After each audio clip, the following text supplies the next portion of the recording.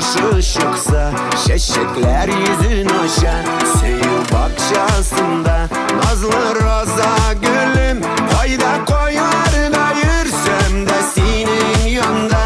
Güngelen ak rozalar, saf hisler, kızılları ne kadar bulganım için yanımda.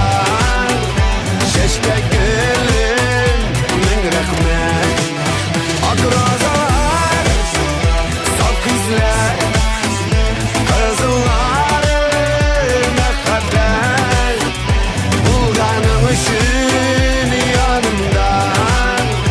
Şeşke gülüm min rahmet.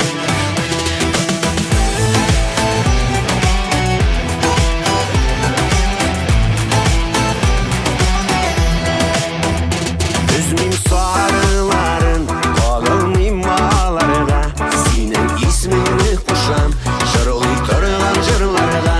Dinlep şeşkelerine, yaratan müziğini, görüp dursun kuzlerin, ay koyaş yüzlerini.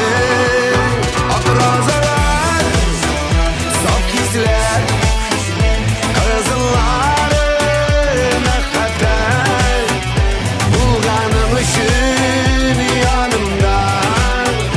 Şeşke gülüm min rahmet, ak rozalar, saf hisler, kızılları ne kadar bulganım için yanımda.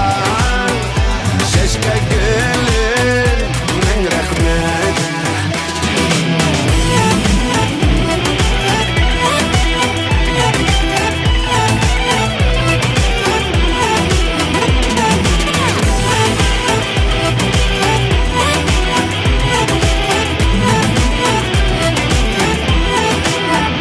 Bizning turmush dengiz, yorlari gul bog'cha. Muhabbet quyoshi chiqsa, sheshaklar yuzin osha. Söyü bakçasında nazlı roza gülüm, fayda koyar da yürsem de